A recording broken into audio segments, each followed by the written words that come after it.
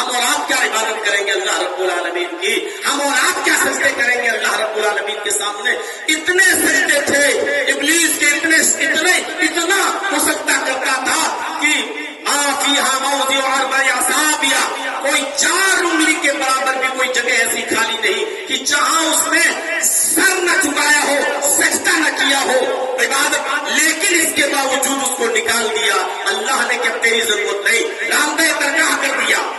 آئے بڑے بڑے حاجیوں، نمازیوں، ساہوکاروں، چودھریوں، تہجد گزاروں، بڑی بڑی لمبی داڑیاں رکھ کر فجر کی نماز جماعت کے ساتھ پڑھنے والوں، لیکن اپنے بھائیوں کا حق مار کے کھا جانے والوں، ان پر ظلم کرنے والوں، شادیوں میں اپنی بیٹی کو 8 لاکھ کا جہیز دے کر، فارچونر 4 ویلر دے کر پوری فراست سے اپنی بیٹی اور اپنی بہن کا حق مار کر کھا جانے والوں، غور کرو عبادت میں شیطان بھی پیچھے نہیں تھا، اس نے اتنے سجدے کیے اس زمین کے اوپر کہ اس کے سجدوں کا احاطہ نہیں کر سکتے ہو۔ اس نے اللہ کی کے ساتھ کسی کو شریک نہیں کیا تھا، اس نے اللہ کی عبادت میں کوئی کمی نہیں رکھی تھی، اور وہ شیطان اللہ کے سامنے سجدہ کرنے کا انکاری بھی نہیں تھا، لیکن اس نے آدم کو سجدہ نہیں کیا، اللہ کا ایک حکم نہیں مانا، صرف ایک حکم اور نکال دیا گیا۔ الحمدللہ نحمدہ ونستعینہ ونستغفرہ اور اپنی امداد کی محنت سے اسے پررونق بنانے کی کوشش کی ہے۔ ونعوذ باللہ من شرور انفسنا ومن سیئات اعمالنا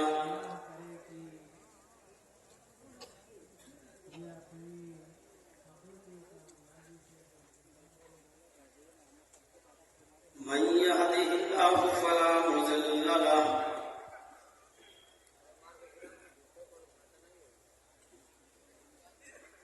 ومن يضلل فلا هادي له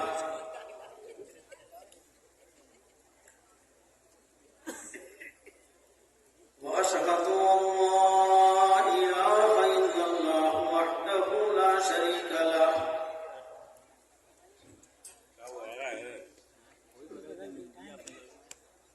وأشهد أن محمدا عبده ورسوله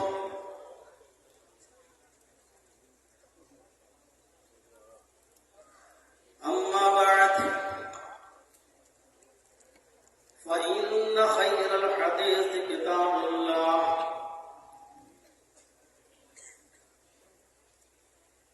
وخير الهدي هدي محمد صلى الله عليه وسلم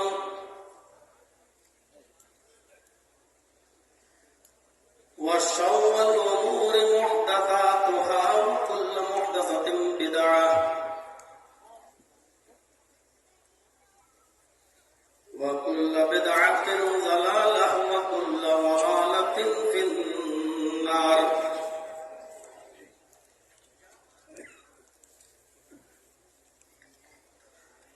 أعوذ بالله من الشيطان الرجيم،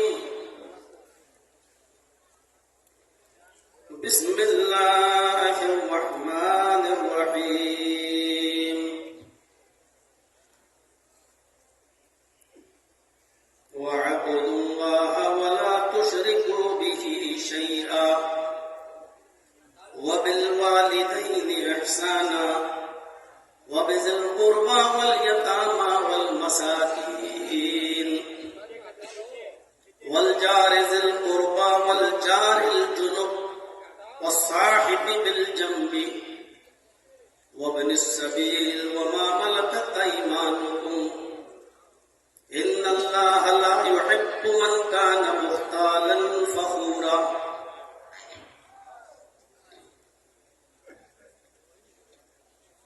رب اشرح لي صدري ويسر لي أمري واحلل عقدة من لساني يفقهوا قولي۔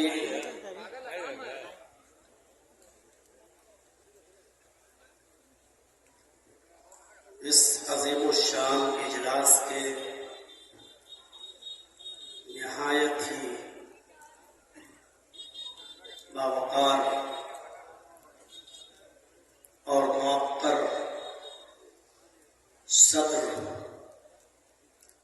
فضیلت الشیخ جناب مظہر الحق المدنی حفظہ اللہ، ناظم اجلاس فضیلت الشیخ جناب فاروق عبداللہ، ناظم ضلعی جمعیت اہل حدیث اعظم گڑھ،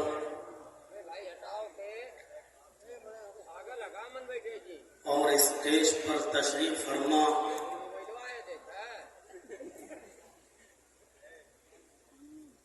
بڑے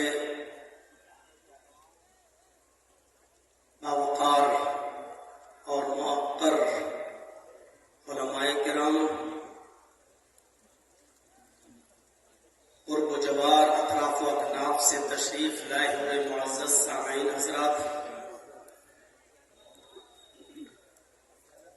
پردہ نشین اسلامی خواتین، پیاری ماں اور بہنوں، قوموں ملت کے لائق ور نوجوانوں، مستقبل کے ہونہار عزیز بچوں، مجھے صحیح سے اس بات کا علم نہیں ہے کہ امیلوں میں اس سے پہلے میں کب آیا تھا۔ فاروق عبداللہ صاحب نے مجھے بتایا کہ 2018 میں آپ کی یہاں آمد ہوئی تھی، تقریباً 6 سال کے عرصے کے بعد آپ کے روبرو اب پیش ہونے کا موقع مجھے ملا ہے۔ کچھ دنوں کے لیے میں ممبئی میں تھا، 17 سے لے کر 22 تک اندھیری اور سوناپور بھانٹو وغیرہ میں میرے پروگرام لگے ہوئے تھے۔ 22 ہی کو گھر پہنچا اور آج 25 تاریخ کو آپ کے روبرو ہوں۔ پروگرام کے اختتام کے بعد فوراً مجھے رخصت ہونا ہے، لکھنؤ پہنچنا ہے، تھوڑی دیر رہنا ہے اور پھر وہاں سے قصبہ جرول ضلع بہرائچ کے لیے نکلنا ہے۔ کل وہاں پروگرام ہے اور پرسوں کا پروگرام میرا بریلی میں تھا، لیکن آج ہی پتہ چلا کہ وہاں کچھ درگاہ کے لوگوں نے مل کر پولیس پرشاسن میں شکایتیں کر کے اس جلسے کو انہوں نے کینسل کروا دیا ہے۔ آج کے اس موجودہ دور میں جہاں ہماری ہر طریقے سے انسلٹ کی جا رہی ہو اور چپے چپے پر مسلمانوں کو رسوا اور ذلیل کیا جا رہا ہو، آج کے اس دور میں ضرورت اس بات کی تھی کہ ہم سب ایک پلیٹ فارم پر آئیں اور مل کر تمام باطل فرقہ پرست اور صہیونی اور سلجوقی طاقتوں کا مقابلہ کریں۔ لیکن ابھی بھی دم ٹیڑھی ہی ہے، سیدھی کرنے کی کوشش بہت کی گئی لیکن نتیجہ لا حاصل ہے۔ اللہ رب العالمین اس قوم کو عقل سلیم عطا فرمائے اور ہم سب کو مل جل کر اور اجتماعیت کے ساتھ رہنے کی توفیق عطا فرمائے۔ میں نے قرآن کریم کی جو آیت آپ کے سامنے تلاوت کی ہے، جتنی دیر میں یہاں رہوں گا کوشش کروں گا کہ آپ کے سامنے اس آیت سے متعلق چند چیزیں آپ کے سامنے رکھ سکوں، اس امید کے ساتھ کہ آپ غور سے سنیں گے اور اس دعا کے ساتھ کہ اللہ تبارک و تعالی کہنے والوں کو بھی اور سننے والوں کو بھی عمل کی پوری پوری توفیق عطا فرمائے۔ میں نے جو آیت کریمہ آپ کے سامنے تلاوت کیا ہے خطبہ مسلمہ کے بعد، وہ حقوق العباد پر مشتمل ہے۔ اسلامی احکام کی 2 قسمیں ہیں، ایک کا تعلق حقوق اللہ سے ہے اور ایک کا تعلق حقوق العباد سے ہے۔ حقوق اللہ کی اپنی ایک حیثیت ہے، حقوق العباد کی اپنی ایک حیثیت ہے. اور پھر ایک بات کو گرہ باندھ لیجئے گا کہ حقوق اللہ میں اگر کچھ کمی ہو جائے، کوئی کوتاہی ہو جائے، کوئی سستی ہو جائے، کوئی غفلت ہو جائے، تو اللہ تبارک و تعالیٰ کو اختیار ہے، چاہے تو اپنے بندے کو اس پر سزا دے یا چاہے تو اپنے بندے کو اس پر معاف کر دے، نظر انداز کر دے. حقوق اللہ کا تعلق اللہ کی ذات سے ہے. اگر اس میں کچھ کمی و بیشی ہوتی ہے تو اللہ کو اختیار ہے، وہ چاہے تو اپنے بندے کو اس پر عذاب دے یا چاہے تو وہ اس کو معاف کر دے. لیکن حقوق العباد کا تعلق بندوں سے ہے، اور یہ بڑا عجیب معاملہ ہے. خود نبی اکرم صلی اللہ علیہ وسلم نے اس کی وضاحت فرما دی ہے کہ اگر آپ کا حقوق العباد میں کچھ لغزش ہوتی ہے، کمی ہوتی ہے، آپ کی کوتاہی ہوتی ہے، آپ سے کمی ہوتی ہے آپ سے، تو اللہ تبارک و تعالی بھی اس وقت تک آپ کو معاف نہیں کرے گا جب تک کہ جس کے تعلق سے آپ نے کمی کی ہے، کوتاہی کی ہے، جب تک وہ بندہ آپ کو معاف نہ کر دے، اللہ تبارک و تعالیٰ بھی معاف نہیں کرے گا. آج میں حقوق العباد کے تعلق سے کچھ باتیں آپ کے سامنے رکھنا چاہتا ہوں. چاہے کتنے بڑے تہجد گزار بنے رہیے، فجر کی نماز آپ کی جماعت کے ساتھ بھلے ہی نہ چھوٹتی ہو، تکبیر تحریمہ ہی آپ کی کیوں نہ آپ کو برابر ملتی ہو، اس میں پہلی صف میں آپ شامل رہتے ہو، کبھی فوت نہ ہوتی ہو، لیکن یاد رکھیے گا اگر حقوق العباد میں ہماری کمی ہو رہی ہے اور ہم حقوق العباد کے معاملے میں سست ہیں تو ہماری عبادتوں کا کوئی فائدہ نہیں ہے. ابھی واقعات اور دلائل آپ کے سامنے بعد میں آئیں گے.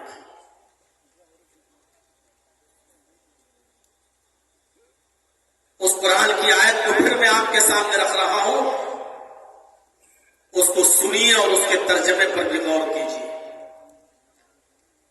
وَاعْبُدُوا اللَّهَ وَلَا تُشْرِكُوا بِهِ شَيْئًا، اللہ کی عبادت کرو اور اس کے ساتھ کسی کو بھی ذرہ برابر شریک مت کرو. یہ ہو گیا حقوق اللہ. عبادت کا حق صرف اللہ کے لیے ہے. بندہ اللہ کے علاوہ کسی کی عبادت کر ہی نہیں سکتا، نہ اس کے لیے جائز ہے اور نہ ہی اس کے لیے اس بات کی اجازت ہے کہ وہ اللہ کے سامنے کسی غیر کے سامنے اپنا ماتھا ٹیکے اور کسی غیر سے فریاد کرے. ٹوٹل کلی جانی مالی ہر قسم کی جیسی بھی عبادت ہے وہ صرف اللہ تبارک و تعالیٰ کے لیے ہونی چاہیے. کلیئر کر دیا. وَاعْبُدُوا اللَّهَ، عبادت ہر حال میں اللہ ہی کی ہونی چاہیے. وَلَا تُشْرِكُوا بِهِ شَيْئًا، اس کے ساتھ کسی کو ذرہ برابر بھی شیئاً کچھ بھی شریک نہیں کرنا ہے. اس کی بات آئی وَبِالْوَالِدَيْنِ إِحْسَانًا، والدین کے ساتھ احسان کرو، حسن سلوک. یہاں اللہ تبارک و تعالیٰ نے یہ نہیں کہا کہ اپنے ماں باپ کو کھانا کھلاؤ، یہ نہیں کہا کہ اپنے ماں باپ کو پانی پلاؤ، کسی خاص ایک نیکی کا حکم نہیں دیا بلکہ لفظ احسان استعمال کیا ہے. وَبِالْوَالِدَيْنِ إِحْسَانًا، اپنے والدین کے ساتھ احسان کرو، اور احسان ہر نیکی کو شامل ہے. آپ کے باپ چلنے پھرنے سے عاجز ہیں، اٹھ نہیں پا رہے ہیں، چل نہیں پا رہے ہیں، ख्वाहिश जाहिर करते हैं कि बेटा मुझे जरा घर के बाहर ठंडी हवा में बिठा दो, मैं थोड़ा सा घर के बाहर बैठना चाहता हूं, मैं थोड़ा सा घर के बाहर खुली फजा में बैठना चाहता हूं। अब बेटे की जिम्मेदारी ये होती है कि वो अपने बाप को उठाए, उसको गोद ले, अपनी पीठ पर ला दे और उनकी ख्वाहिश को पूरा करके बाहर कुर्सी लगाकर उनको बिठा दे। बाप बीमार है, अच्छा से अच्छा और बेहतर से बेहतर उनका इलाज कराए, भूखे हैं तो उनको खाना खिलाए। गर्ज ये कि नेकियों की जितनी भी कैटेगरीज क्वालिटीज हो सकती हैं और नेकियों में जो जो चीजें शामिल हैं वो सारी की सारी एहसान के अंदर शामिल हैं। वबिल वालिदैन एहसान, और अपने वालिदैन के साथ एहसान करो। और यही एहसान के बाद वाव आतिफा के जरिए और भी चीजें पेश की जा रही हैं। वबिज़िल कुर्बा वल यतामा वल मसाकीन वल जारि ज़िल कुर्बा वल जारिल जुनुब वस्साहिबि बिल जंबि वब्निस सबील वमा मलकत अयमानुकुम। अपने कराबतदारों के साथ एहसान करो। वबिज़िल कुर्बा, अपने कराबतदारों के साथ एहसान करो। वल यतामा, यतीमों के साथ एहसान करो। वल मसाकीन, और मिस्कीनों के साथ भी एहसान करो। वल जारि ज़िल कुर्बा, और अपने कराबतदार हमसाया के साथ भी एहसान करो। वल जारिल जुनुब, अजनबी हमसाया के साथ भी एहसान करो। वस्साहिबि बिल जंबि, अपनी पहलू के साथी के साथ भी एहसान करो। वब्निस सबील, मुसाफिर के साथ भी अच्छा सलूक करो। हुस्ने सलूक उसके साथ भी होना चाहिए। वमा मलकत अयमानुकुम, और जिनके तुम मालिक हो यानी अपने गुलामों और मातहतों के साथ भी तुम एहसान करो। वल जारि ज़िल कुर्बा, हमसाया कराबतदार। वल जारिल जुनुब, अजनबी हमसाया। खास मुफस्सिरीन ने लिखा है उन पड़ोसियों के साथ भी एहसान करो जिनसे तुम आशना हो, जिनको तुम जानते हो, जिनसे तुम्हारे अच्छे असर रुसूख हैं और जिनसे तुम हर वक्त उठते बैठते हो, जिनके साथ जिनको तुम पहचानते हो उनके साथ भी अच्छा सलूक करो। और अजनबी लोगों के साथ भी अच्छा सलूक करो जिनको तुम नहीं जानते हो लेकिन वो तुम्हारे पड़ोस में हैं, अजनबी है, जिनसे तुम आशना नहीं हो, लेकिन उनके साथ भी तुम अच्छा सलूक करो। आज हमारे मुफस्सिरीन ने इसकी तशरीह में ये भी लिखा है कि कराबतदार चाहे मुसलमान, पड़ोसी आपका चाहे मुसलमान हो तब भी उसके साथ अच्छा सलूक करो, और अगर आपका पड़ोसी गैर मुस्लिम है तब भी उसके साथ अच्छा सलूक करो। वल जारि ज़िल कुर्बा वल जारिल जुनुब की ये भी तशरीह की गई है, ये भी एक मायना बयान किया गया है। वस्साहिबि बिल जंबि, पहलू के साथी का मतलब यह है कि आप उससे वाकिफ नहीं, आप जानते नहीं, आप सफर कर रहे हैं, ट्रेन में बैठे हुए हैं, अचानक उसने आपका नाम पूछा, आपने उसका नाम पूछा, उसने आपका बिजनेस पूछा, आपने उसका बिजनेस पूछा। अब वो अचानक आपका आशना हुआ है, ये अभी मिनट 2 मिनट 5 मिनट 10 मिनट आधा घंटा 1 घंटा पहले आपसे इसकी आशनाई हुई है।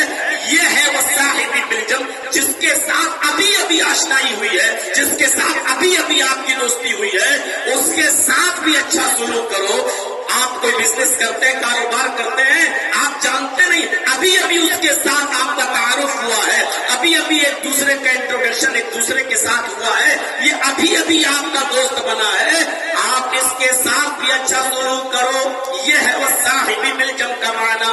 वब्निस सबील, और मुसाफिरों के साथ भी अच्छा सलूक करो। वमा मलकत अयमानुकुम, और अपने मातहतों का, अपने गुलामों के साथ भी अच्छा सलूक करो।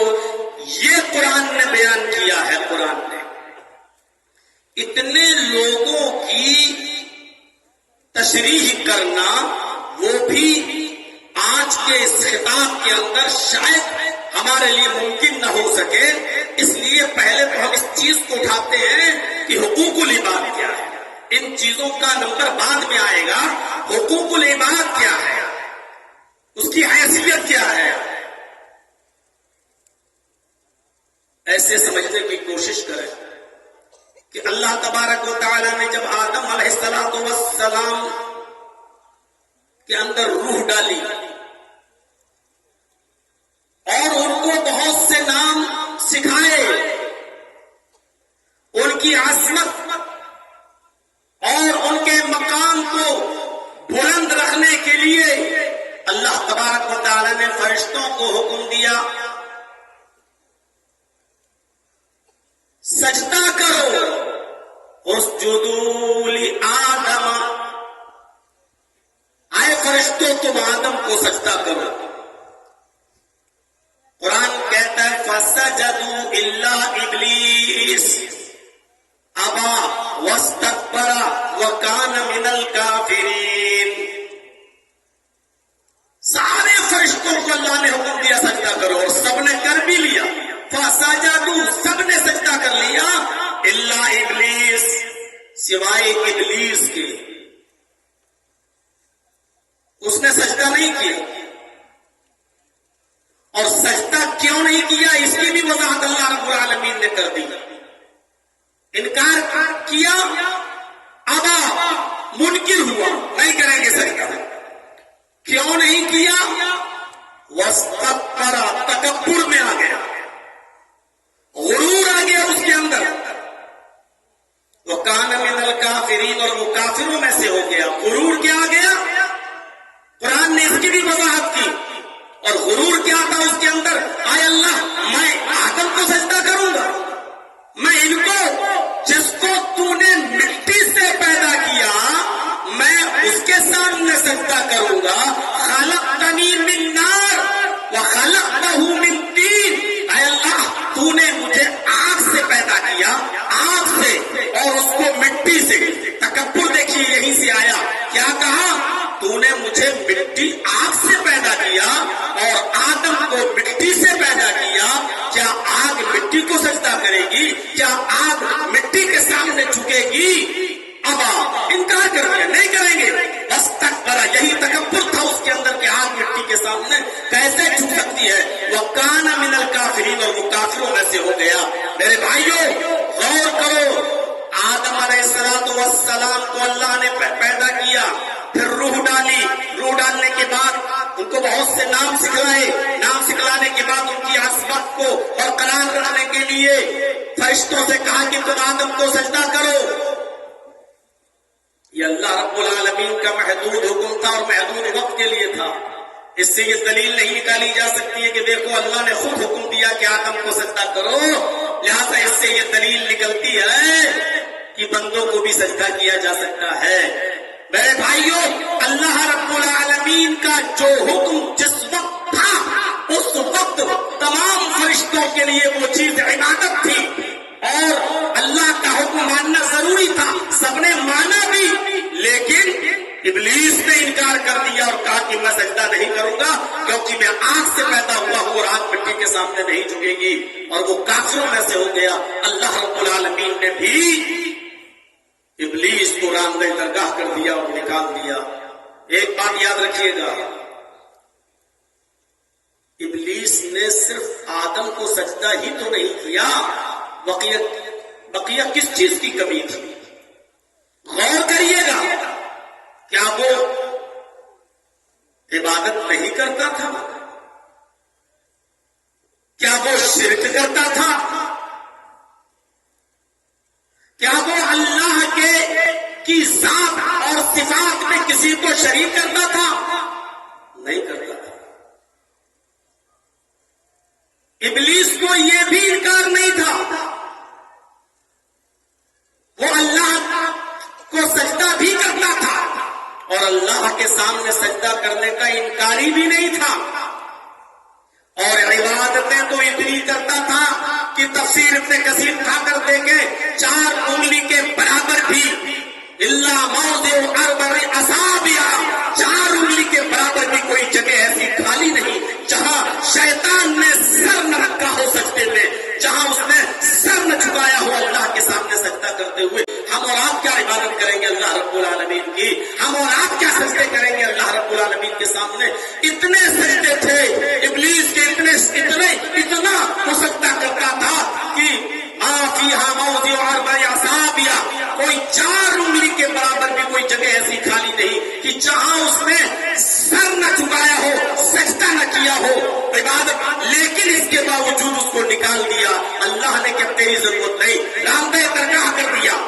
आए बड़े बड़े हाजियों, नमाजियों, साहूकारों, चौधरियों, तहज्जुद गुजारों, बड़ी बड़ी लंबी दाढ़ियां रखकर फजर की नमाज जमात के साथ पढ़ने वालों, लेकिन अपने भाइयों का हक मार के खा जाने वालों, उन पर जुल्म करने वालों, शादियों में अपनी बेटी को 8-10 लाख का जहेज देकर, फॉर्च्यूनर 4 व्हीलर देकर पूरी विरासत से अपनी बेटी और अपनी बहन का हक मार कर खा जाने वालों, गौर करो इबादत का शैतान भी पीछे नहीं था। उसने इतने सजदे किए इस जमीन के ऊपर कि उसके सजदों का इहाता नहीं कर सकते हो। उसने अल्लाह की के साथ किसी को शरीक नहीं किया था, उसने अल्लाह की इबादत में कोई कमी नहीं रखी थी, और वो शैतान अल्लाह के सामने सजदा करने का इनकारी भी नहीं था, लेकिन उसने आदम को सजदा नहीं किया, अल्लाह का एक हुक्म नहीं माना, सिर्फ एक हुक्म और निकाल दिया गया। यहाँ तो जमीन और जायदादें कब्जा किए बैठे हैं, सगा भाई सगे भाई को खाया जा रहा है, भाई अपनी बहनों का हक मार के खाए जा रहे हैं, बाप अपनी बेटियों का हक मार के खाया जा रहा है। मेरे भाइयों, बहुत सोच समझ, मैंने पूछा था फारूक अब्दुल्ला साहब से कि आपकी कमेटी की तरफ से कोई मौजू है मुझे, या मैं अपनी तरफ से रख लूं? मैंने कल या परसों ही पूछा था, तो शेख ने कहा कि नहीं, हमारी तरफ से तो कुछ नहीं, इस्लाह मुआशरे पे रखें तो बेहतर होगा, वरना आप जैसा बेहतर समझें। तो बहुत सोच समझ कर मैंने इस टॉपिक को उठाया कि आज इस चीज की जरूरत है। आज हाजी ही समझता है कि मैंने नमाज पढ़ ली, हो गए बस पासा, यहाँ मरे डायरेक्ट करके तुम फिरदौस में दाखिल। यहाँ जो आदमी बेचारा जिसकी फजर की नमाज कभी जमात से नहीं छूटती, वो समझता है कि हम मरे और सीधे जन्नत के अंदर हम दाखिल हो जाएंगे। हम तो माशाअल्लाह तहज्जुद गुजार हैं, हम फजर की नमाजें पढ़ते हैं। मेरे भाइयों, शैतान ने 4 उंगली के बराबर की जगह नहीं छोड़ी जहां सजदा न किया हो, लेकिन इसके बावजूद उसने रामदेव दरगाह हो गया। क्यों? क्योंकि जब अल्लाह ने हक दे दिया आदम को सजदा करो, अब ये हुकूकुल इबाद में शामिल है, तुम आदम का को सजदा करो तो आदम का हक अदा होगा, और नहीं वो हुकूकुल्लाह में कमी नहीं करता था, हुकूकुल इबाद में कमी की, रामदेव दरगाह कर दिया गया। वो अल्लाह के सामने सजदे में कमी नहीं करता था, लेकिन उसने आदम का हक अदा नहीं किया, निकाल दिया गया।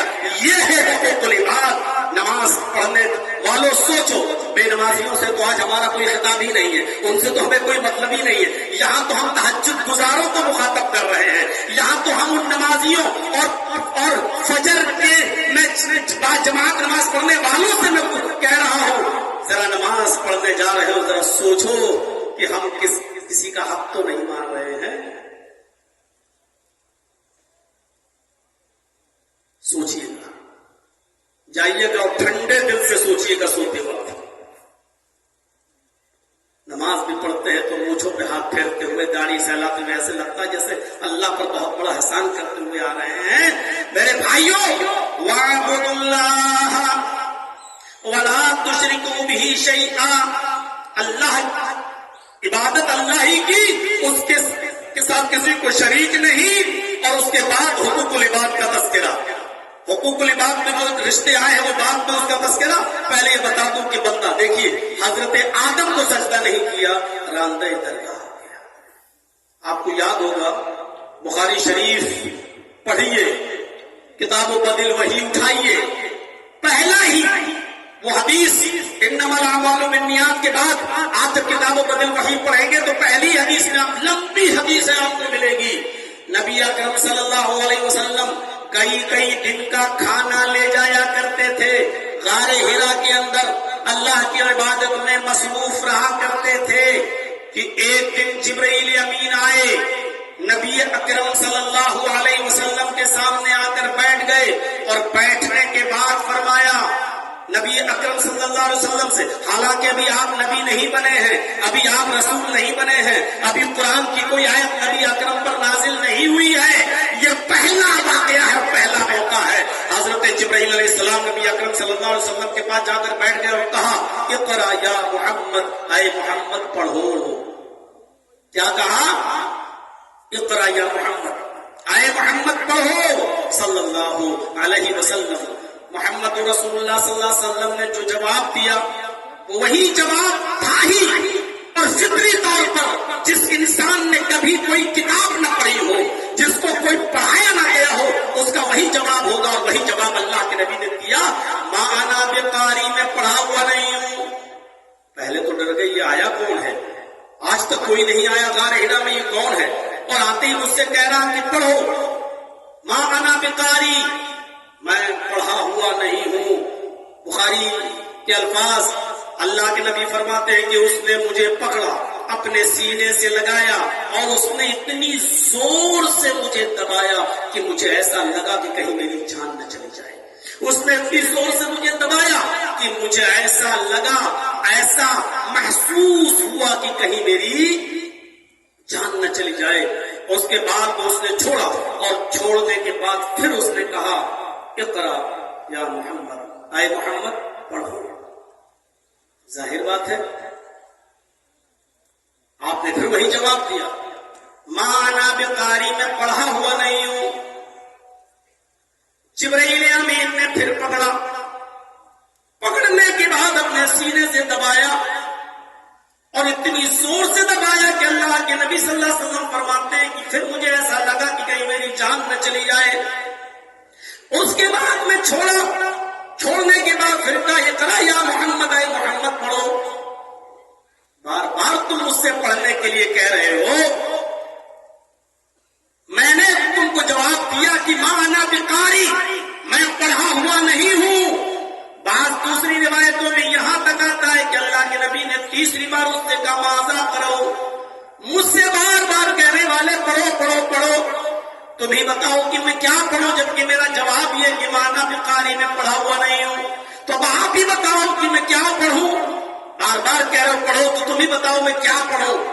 پکڑا، پھر دبایا، اور اتنی زور سے دبایا کہ اللہ کے نبی صلی اللہ علیہ وسلم فرماتے ہیں کہ مجھے پھر محسوس ہوا کہ کہیں میری جان نہ چلی جائے. اور اس کے بعد میں چھوڑا، اور چھوڑنے کے بعد کہا اقرا بسم ربک الذی خلق، خلق الانسان من علق، اقرا وربک الاکرم الذی علم بالقلم، علم الانسان ما لم يعلم. یہ 5 آیتیں نازل ہوئی نبی اکرم جناب محمد رسول اللہ صلی اللہ علیہ وسلم کے اوپر. اقرا بسم ربک الذی خلق، خلق الانسان من علق، اقرا وربک الاکرم الذی علم بالقلم، علم الانسان ما لم يعلم. جبرائیل یہ پڑھنے کے لیے جب کہا کہ یہ پڑھو، پڑھایا، اور اس کے بعد میں چلے گئے. لیکن نبی اکرم صلی اللہ علیہ وسلم ڈر گئے. ابھی آپ کو پتا نہیں ہے، ابھی یہ بھی نہیں معلوم کہ میں اللہ کا رسول بنا دیا گیا ہوں، ابھی یہ بھی نہیں معلوم کہ یہ تھا کون. لیکن اس حادثے سے آپ ڈر گئے، اور اتنا ڈر گئے کہ آپ نے رات ہی میں وہ غار ہرا چھوڑ دی، اور وہاں سے دوڑے اپنے گھر کی طرف گئے. اور جیسے ہی اپنے گھر میں انٹری لیتے ہیں، بخاری کتابوں پر الوحی کے الفاظ ہیں، اپنے گھر میں گھستے ہیں، حضرت خدیجہ سے کہتے خدیجہ زملونی زملونی یا خدیجہ، زملونی یا خدیجہ، اے خدیجہ مجھے چادر اڑاؤ، اے خدیجہ مجھے کمبل اڑاؤ، اے خدیجہ مجھے چادر اڑاؤ، مجھے ڈر لگ رہا ہے. حضرت خدیجہ رضی اللہ تعالیٰ عنہا نے نبی اکرم صلی اللہ علیہ وسلم کے اوپر کمبل ڈال دیا، کوئی چادر ڈال دی، اڑا دیا آپ کو. حتی ذہب عنہ الرعب، جو خوف، جو دہشت نبی اکرم صلی اللہ علیہ وسلم کے دل میں لگی ہوئی تھی کہ وہ کون تھا، کیا تھا. کوئی جنات کا سایہ تو نہیں تھا، کوئی شیطان کا اثر تو نہیں تھا. کیا تھا وہ، کون تھا، کتنی طاقت تھی اس کے اندر. اس نے دبایا، مجھے لگا جیسے کہیں میری جان نہ چلی جائے. وہ آپ سوچتے رہے، اور اس وقت تک لیتے رہے جب تک کہ یہ خوف، یہ دہشت نبی اکرم کے دل سے جب تک دور نہیں ہو گئی. پھر حضرت خدیجہ رضی اللہ تعالیٰ عنہ کو پورا واقعہ بیان کیا. اے خدیجہ آج میرے ساتھ ایسا ہوا، اے خدیجہ آج میرے ساتھ یہ ہوا. آج کوئی آیا، اس نے مجھ سے کہا اقرا یا محمد، اے محمد پڑھو. میں نے کہا ما انا بقاری، पूरा वाकया बयान कर दिया कि ऐसा ऐसा हुआ। खदीजा उसने इतनी तेज दबाया कि मुझे लगा कि कहीं मेरी जान न चली जाए। लक़द खशीतु अला नफ्सी, खदीजा मुझे अपनी जान के जाने का डर है। मुझे डर लग रहा है कि कोई शैतान तो नहीं, कोई जिन्नात का साया तो नहीं, क्या है? मुझे अपनी जान का खतरा है, मुझे अपनी जान के जाने का खदशा लग रहा है। मेरे भाइयों, हजरत खदीजा को जब ये पूरा वाकया बयान किया तो हजरत खदीजा रज़ी अल्लाह ताला अन्हा ने नबी अकरम के जो औसाफ बयान किए, आपके बारे में जो कुछ बताया, जो कुछ बयान किया, उसको सुनिए। फरमाया कल्ला वल्लाहि ला युज़ीकल्लाहु अबदा इन्नका लतसिलुर रहीम व तहमिलुल कल्ला व तक्सिबुल मादूम व तक़रिस ज़ाइर व तुईनु अला नवाइबिल हक़। मेरे भाइयों, ये औसाफ हमीदा बयान की हजरत खदीजा रज़ी अल्लाह ताला अन्हा ने नबी अकरम के। ये वस्फ, ये विशेषताएं, ये औसाफ मुहम्मदुर रसूलुल्लाह के अंदर उस वक्त भी थे जब आप नबी नहीं बने थे। मेरे भाइयों, फिर नबी बन जाने के बाद, रसूल बन जाने के बाद आपने इन रिश्तेदारियों और इन हुकूक को कितना अदा किया होगा। जब रिसालत से पहले, नबूवत से पहले जब नबी अकरम का ये हाल था, और करो हजरत खदीजा ने कहा नहीं, ऐसा कैसे हो सकता है? आपको अपनी जान का खतरा क्यों है? आप क्यों डर रहे हैं? आपके ऊपर कोई जिन्नात, कोई शैतान कैसे हमला कर सकता है? नहीं, ला युज़ीकल्लाहु अबदा, अल्लाह आपको कभी रुस्वा नहीं करेगा, अल्लाह आपको कभी ज़ाय नहीं करेगा। क्यों नहीं करेगा? उसका रीजन बताया है, उसकी वजह बताई है। इन्नका लतसिलुर रहीम, आप तो रिश्तेदारियों को जोड़ते हैं, आप तो क़राबतदारों का ख्याल रखते हैं, आप तो रिश्तेदारियों को मिलाते हैं। रिश्तेदारियों को काटने वालों सुनो, ये पहला बस हज़रत खदीजा ने बयान किया, और ये नबी अकरम के अंदर पहला बस उस वक्त भी मौजूद था जब आप नबी नहीं बने थे, जब आप रसूल नहीं हुए थे। गौर कीजिए, जिस नबी की तालीम, जिस नबी का मामूल ये रहा हो, आदत नबी बनने से पहले रिश्तेदारियों को जोड़ने की रही हो, नबी बनने के बाद उसने रिश्तेदारियों के मकाम और मर्तबे को कितना बुलंद किया होगा और कितना ऊंचा किया होगा। इन्नका लतसिलुर रहीम, आप तो रिश्तेदारियों को जोड़ते हैं। व तहमिलुल कल्ला, आप तो बेकसों का बोझ उठाते हैं। जो बोझ से दबा जा रहा है, आप उसका बोझ अपने सर पर लाद लेते हैं और उसको उसके घर तक पहुंचा देते हैं। आज के जमाने में कोई करके देख ले, इंसल्ट हो जाएगी, उसकी इज्जत का जनाजा निकल जाएगा। चेयरमैन है साहब इलाके का, मैं उसका आधा बोझ अपने सर पे लाद के उसके घर तक पहुंचाऊंगा, इज्जत का जनाजा निकल जाएगा। अरे ऐसा कैसे हो सकता है कि मैं उसका बोझ अपने सर पे ला दूं? तहमिलुल कल्ला, तो बेकसों का बोझ उठाते हैं। व तक्सिबुल मादूम, आप तो मोहताजों को कमाकर खिलाते हैं, आप उनके काम आते हैं।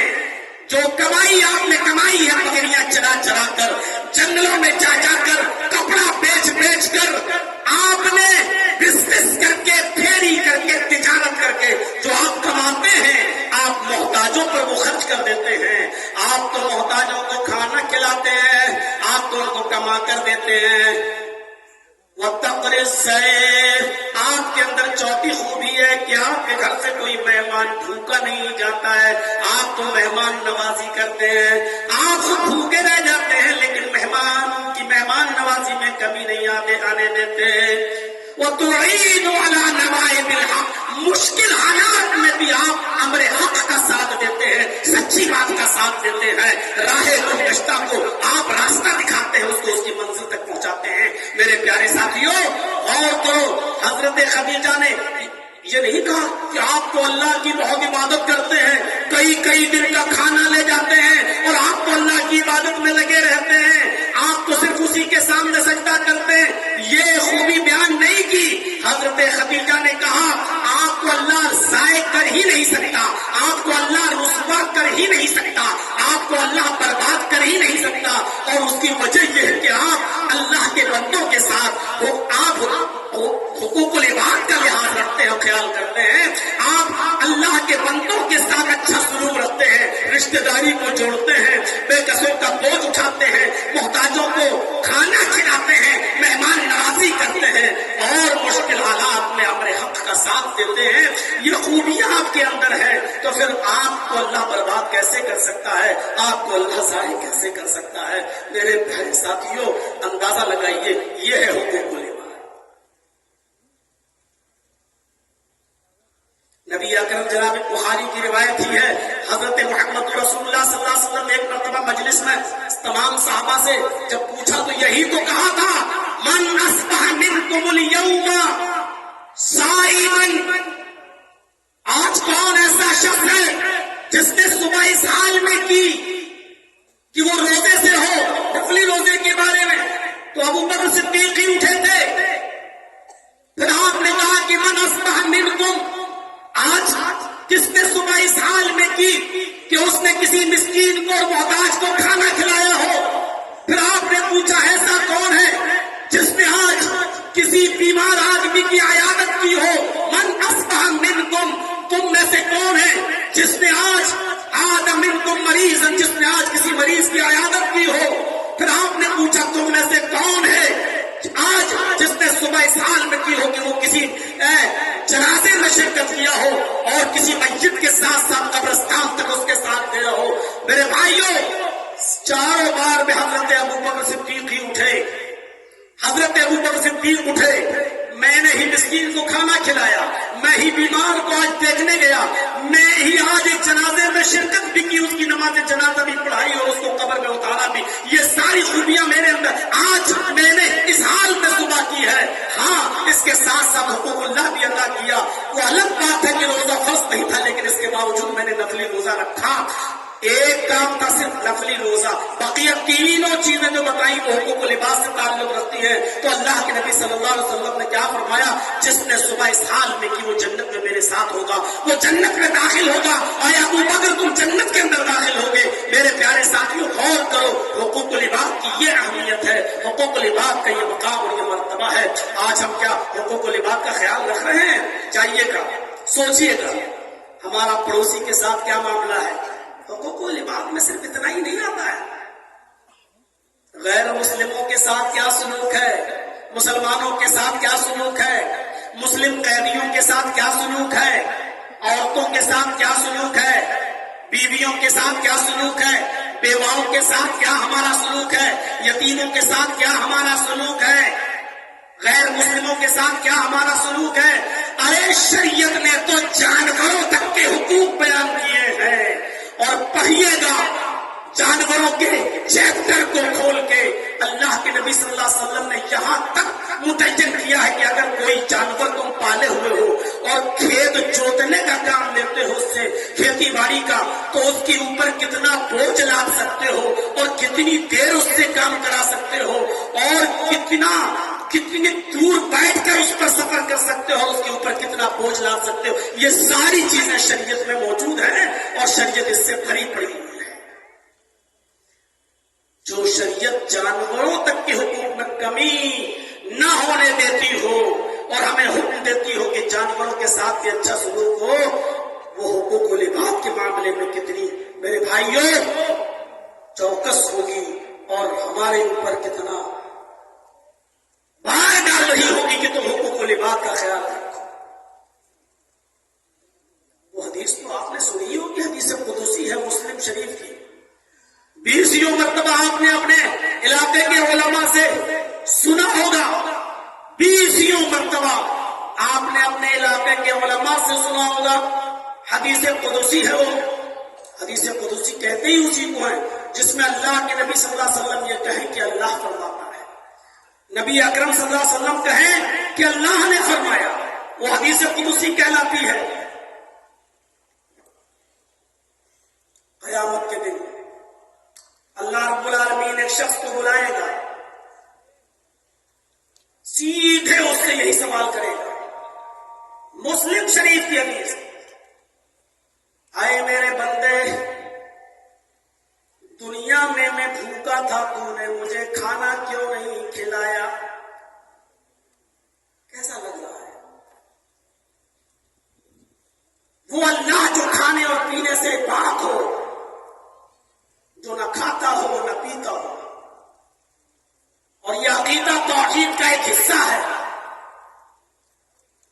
अल्लाह को खाने और पीने वाला मानता है वो मुसलमान नहीं हो सकता है।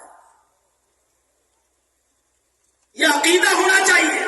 अल्लाह न खाता है, न पीता है, न सोता है। ला ताखुज़ुहु सिनतुन वला नौम, उसको ऊँग तक नहीं आती, नींद तो बहुत दूर की बात। ऊँग तो जानते ही है ना, और न जानते हो तो जुमे के दिन चले जाइएगा मस्जिद में, जाते ही होंगे। और कोई मौलाना साहब बेचारे सीधी सीधी तकरीर कर रहे हो, जैसे किताब पढ़ी जाती हो, उस अंदाज में समझा रहे हो, तो ये उसको ये भी नहीं है। लेकिन कयामत के दिन अल्लाह एक इंसान को बुलाएगा, इधर आओ, उससे कहेगा दुनिया में मैं भूखा था, तूने मुझे खाना क्यों नहीं खिलाया? और उस आदमी का जवाब भी यही होगा, आय अल्लाह तुझे कौन खिलाएगा और कैसे खिला सकता है, तू तो खाता ही नहीं। आय अल्लाह तू तो सारी कायनात को खिलाने पिलाने वाला है, फिर तू कैसे? उसके जवाब में अल्लाह रब्बुल आलमीन जो कहेगा, आए मेरे बंदे दुनिया में मेरा फला बंदा भूखा था, आए मेरे बंदे दुनिया में मेरा फला बंदा भूखा था, अगर तूने उसको खिलाया होता तो तू मुझे उसके पास पाता। उसके पास पाता मतलब ये थोड़ी कि मैं वहां मौजूद होता,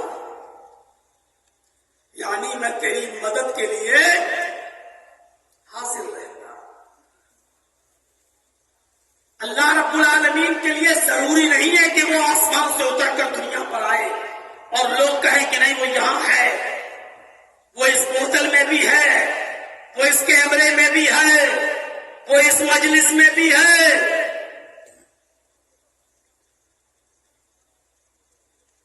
अल्लाह आसमान पर है, सुम्मा इस्तवा अलल अर्श, वो अर्श पर है। हाँ, उसका इल्म हर जगह है, वो अपने इल्म के एतबार से हर जगह। मेरे बंदे अगर तूने उसको खिलाया होता तो तू मुझे उसके पास पाता, नहीं मैं तेरी मदद करता। जब तू उसका नहीं हुआ तो मैं तेरा नहीं, क्यों तेरी मदद करूं? कितनी बड़ी हुकूकुल इबाद की तरफ इशारा कर रही है ये हदीस। एक भूखे को खाना खिलाना, खिलाना ही नहीं दूसरों को उभारना भी। अरे मोहताजों को, मिस्कीनों को खाना खिलाओ, ये शरीयत का एक हिस्सा है। वला यहुद्दु अला तामिल मिस्कीन, ये वो शख्स है जो लोगों को, फकीर मोहताज और भूखों को खाना खिलाने के लिए उकसाता नहीं था, उभारता नहीं था। कुरान पढ़िए, काना वाला यहुद्दु अला तामिल मिस्कीन, ये वो शख्स है जो मोहताज को, मिस्कीनों को खाना खिलाता नहीं था। ये नहीं, दूसरों को खिलाने के लिए उभारता नहीं था, उकसाता नहीं था। खिलाना भी है और दूसरों को उभारना भी है। भाई भूखों को खाना खिलाओ, मोहताजों को खाना खिलाओ। मेरे भाइयों, अगर कोई काम कोई गैर मुस्लिम कर रहा है तो सिद्क दिल से उसका एतराफ करना चाहिए। सिखों के गुरुद्वारे में चले जाओ, हर संडे को कितना बड़ा वो बेचारे, कितना बड़ा वो लगाते हैं, भोज का इंतजाम करते हैं, खाने पीने का इंतजाम करते हैं, लंगर लगाते हैं।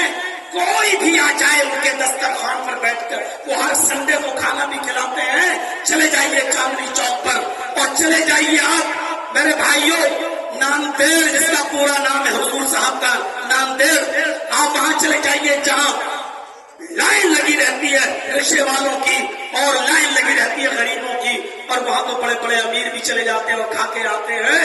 अगर खाना गरीब और मिस्कीनों के लिए कोई खिला रहा है, लंगर का इंतजाम कर रहा है, अगर किसी के अंदर ये अच्छी सिफत है तो खुलकर उसका एतराफ भी करना चाहिए। जो काम मुसलमानों के लिए थे कि वो मिस्कीनों को खाना खिलाएं, मोहताजों को खाना खिलाएं, फकीरों को खाना खिलाएं, आज ये सिफत उनके अंदर से निकल गई। ایک موقع پر کھانا بس، شادی ہوگی تو ڈٹ کر، براتیوں کو بھی کھلائیں گے۔ ارے ناک کٹ جائے گی، ان کو پہلے کھلاؤ، نہیں تو زندگی بھر میری بیٹی کو تانے سننا پڑیں گے۔ یا پھر ولیمے کے موقع پر، لیکن مسکینوں کو اور فقیروں کو نہیں۔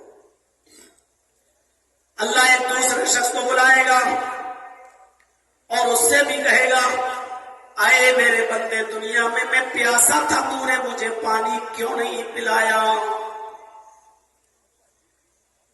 کیسا لگ رہا؟ اللہ کہے گا کہ میرے بندے میں پیاسا تھا، تو نے مجھے پانی کیوں نہیں پلایا؟ حالانکہ وہ پیتا بھی نہیں ہے۔ بندہ کہے گا، اے اللہ تجھے کیسے پلا سکتے ہیں، تو تو ان چیزوں سے پاک ہے۔ اے اللہ تو ساری کائنات کو پلانے والا تھا، تو خود پیتا نہیں ہے، پھر میں تجھے پانی کیسے پلاؤں؟ اللہ کہے گا، میرے بندے، دنیا میں تیری چوکر پر میرا بندہ گیا تھا، پیاس کی وجہ سے تڑپ رہا تھا، تو نے اس کو پانی پلایا ہوتا، تو نے اس کو پانی پلایا ہوتا تو مجھے تو اپنے پاس پاتا، یعنی میں تیری مدد کرتا، میں تیرے کام آتا۔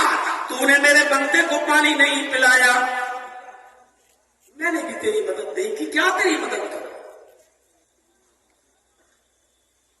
تیسرے حصے پر نظر رکھیے، کوئی چیز چھوڑی ہی نہیں ہے۔ انسان کو ان چیزوں کی بنیادی طور پر ضرورت ہے، کھانے کی، پینے کی۔ ہم لوگ بھی بولتے ہیں کپڑا، لتا، مکان۔ تیسرا سوال تیسرے شخص سے، آئے میرے بندے، دنیا میں ننگا تھا، تو نے مجھے کپڑا کیوں نہیں پہنایا؟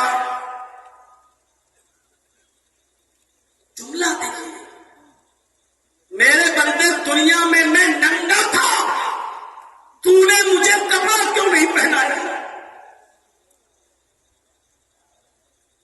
اللہ تو ساری کائنات کو پہناتا ہے، تو ان چیزوں سے پاک و صاف ہے، تجھے کیسے پہنائے کوئی؟ تو سب کو پہنانے والا ہے۔ تشبیہ ہوتی ہے، دی جاتی ہے۔ ایک دوسری حدیث قدسی میں خود اللہ کے رسول نے فرمایا کہ اللہ فرماتا ہے، العز ازاری والکبریاء ردائی فمن نازعنی فی کل واحد منہما فقد عذبته عذابا شدیدا۔ یہ بھی مسلم شریف کی حدیث ہے۔ یہاں اللہ تعالیٰ نے خود دو کپڑوں کا لفظ استعمال کیا، میرے بندوں میں بھی دو کپڑے پہنتا ہوں، العز ازاری، عزت میری لنگی ہے، والکبریاء ردائی، تکبر میری چادر ہے۔ تم جس طرح کپڑے پہنتے ہو میں بھی کپڑے پہنتا ہوں، لیکن تشبیہ کیا دی؟ العز ازاری، عزت میری لنگی ہے۔ کوئی آدمی اپنے آپ کو دنیا میں عزیز بننے کی کوشش نہ کرے، میں سب سے بڑا عزت والا۔ کوئی آدمی دنیا میں اپنے آپ کو متکبر نہ بنائے، میں کچھ ہوں، میں یہ ہوں، میں وہ ہوں۔ کبھی کبھی فون پہ، تم ابھی معلوم ہے تم کس سے بات کر رہے ہو؟ جانتے ہو میں کون بول رہا ہوں؟ یہی ہے وہ تکبر۔ اللہ کہتا ہے یہ دونوں چیزیں میرے لیے ہیں، العز ازاری والکبریاء ردائی، عزت میری لنگی ہے، والکبریاء ردائی، اور تکبر میری چادر۔ ان دونوں کپڑوں کو میں بھی پہنے ہوئے ہوں۔ فمن نازعنی فی کل واحد منہما، یہ دونوں چیزیں میرے لیے ہیں۔ اگر ان دونوں چیزوں میں سے کوئی ایک چیز بھی اگر میرے کسی بندے نے مجھ سے چھیننے کی کوشش کی، فمن نازعنی فی کل واحد منہما، ان دونوں میں سے کوئی ایک چیز بھی مجھ سے چھیننے کی کوشش کی، فقد عذبتہ، بس اتنا نہیں کہا کہ میں اس کو عذاب دوں گا. فقد عذبتہ عذابا شدیدا، میں اس کو دردناک سخت عذاب دوں گا. بخاری کی روایت ہے لا يدخل الجنہ من کان فی قلبہ مثقال ذرۃ من کبر، جس کے دل میں رائی کے دانے کے برابر، سرسوں کے دانے کے برابر بھی تکبر ہوگا، وہ جنت کے اندر داخل نہیں ہوگا. رائی کا دانہ کہاں پہنچا دیا اللہ نے؟ سرسوں کے دانے کے برابر بھی اگر کسی کے دل میں تکبر ہوگا، میں کچھ ہوں، میں کچھ ہوں، لا يدخل الجنہ، وہ جنت میں داخل نہیں ہوگا. غور کیجیے آپ. اور حضرت عمر فاروق نے جب کسی غلام کو اپنے تھپڑ مار دیا تھا تو بعد میں اس نے کہا کہ امیر المومنین، تھپڑ مارنے کا برا نہیں مانتا میں، لیکن بس میں جا رہا ہوں، آپ تنہائی میں تھوڑی دیر کے لیے اتنا سوچ لینا، کیا آپ نے مجھے تھپڑ جو مارا ہے وہ جائز مارا ہے یا ناجائز مارا ہے؟ اپنے ملازموں پر ظلم کرنے والوں، اپنے ماتحتوں پر دھوس جمانے والوں، ذرا غور کرو. حضرت عمر فاروق نے کہا میں استنجا کر رہا تھا، پیشاب کر رہا تھا، اور تو امیر المومنین چلا رہا تھا. جب تجھے معلوم ہے کہ میں استنجا کر رہا تھا تو تجھے چیخنا نہیں چاہیے، چلانا نہیں چاہیے. اس نے کہا امیر المومنین، مجھے نہیں معلوم تھا کہ آپ استنجا کر رہے ہیں، بھلا اگر میں دیکھ لوں کہ آپ استنجا کر رہے ہیں، پیشاب کے لیے بیٹھے ہوئے، تو میں کیوں کہوں گا؟ میری نظر آپ کے اوپر نہیں پڑی، اگر پڑ جاتی تو میں کیوں چیختا؟ حضرت عمر نے کہا کیا تم یہ بات حلف باللہ کے ساتھ کہہ سکتے ہو؟ اس نے کہا میں اللہ کی قسم کھا کر کہتا ہوں کہ مجھے نہیں معلوم کہ آپ استنجا کر رہے تھے. حضرت عمر نے کہا جب تو نے اللہ کی قسم کھا کر یہ بات کہہ دی تو پھر اب میں نے جو تھپڑ مارا ہے تجھے ناجائز مارا ہے، ادھر آؤ، اب تو بھی بدلہ لے لے. یہ رہا میرا گال، جتنی زور سے میں نے تجھے تھپڑ مارا اتنی زور سے تو بھی مجھے مار لے. اس نے کہا امیر المومنین، آپ کو اپنی غلطی کا احساس ہو گیا، میں نے معاف کیا. فرمایا نہیں، اسی دنیا میں تمہیں انتقام لینا ہوگا، اسی دنیا میں تمہیں بدلہ لینا ہوگا. قیامت کے دن میں اپنی ایک نیکی بھی تمہیں نہیں دے سکتا ہوں. تم اس لیے مجھے معاف کر رہے ہو کیونکہ میں امیر المومنین ہوں، اس کی وجہ سے تم مجھے نظر انداز کر رہے ہو.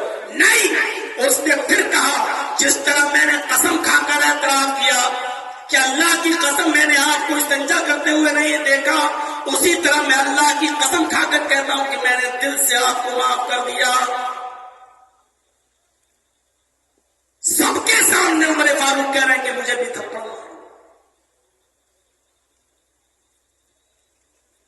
آپ سب کے سامنے اپنی ایک ہلکی سی شکایت نہیں سن سکتے ہو، اور حضرت عمر تو سب کے سامنے کہہ رہے ہیں مجھے تھپڑ مارو. تکبر کا شائبہ تک نہیں. بات تھوڑی سی گھوم گئی، ادھر چلی گئی. میں ننگا تھا، تو نے مجھے کپڑا کیوں نہیں پہنایا؟ کہے گا اللہ تو کیسے ننگا رہ سکتا، تو ساری کائنات کو پہناتا ہے. تو اللہ رب العالمین کہے گا میرے بندے تیری چوکھٹ پر پھٹے پرانے کپڑے پہنے ہوئے آیا تھا، تجھے معلوم تھا کہ آدمی بیچارہ غریب ہے، اس کے پاس کپڑا پہننے کے لیے بھی پیسہ نہیں ہے، خریدنے کے لیے بھی پیسہ نہیں ہے. تیرے پاس کپڑے کی فیکٹری تھی، کپڑے کا گودام تھا، پیسہ تھا، کپڑا خرید کر اس کو دے سکتا تھا، لیکن تیری چوکھٹ سے بات نا امید اور نہ مراد لوٹا. اس لیے اگر تو اس کی مدد کرتا تو میں تیری مدد کے لیے حاضر ہوں، میں تیری مدد کرتا. اگر تو اس کو کپڑا پہناتا تو مجھے اس کے پاس آتا. غور کرو میرے پیارے ساتھیوں، یہ حدیث حقوق العباد پر کتنی بڑی اہمیت رکھتی ہے اور کیا بتاتی ہے کہ بھوکے ننگے محتاج غریب ایسے لوگوں کے لیے ہمیں اور آپ کو اس دنیا میں پیدا کیا گیا ہے، اتارا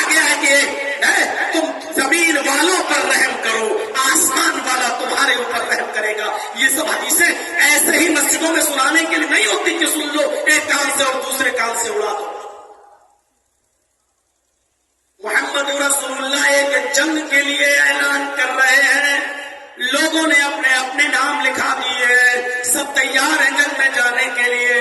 اب اللہ کے نبی صلی اللہ علیہ وسلم نے اس جہاد کے لیے لوگوں سے صدقہ مانگا, لوگوں سے تعاون مانگا, لوگوں سے فرمایا آئے لوگوں, ایسے ہی جہاد نہیں ہوتا ہے, تلواریں لینا پڑتی ہیں, تیر لینا پڑتے ہیں, نیزہ لینا پڑتا, گھوڑے خریدنا پڑتے, زین لینا پڑتا ہے, بہت سی چیزوں کی ضرورت ہوتی ہے. پتہ نہیں جنگ میں کتنے دن لگ جائے, خردونوش کھانے پینے کی چیزوں کو بھی لینا پڑتا ہے.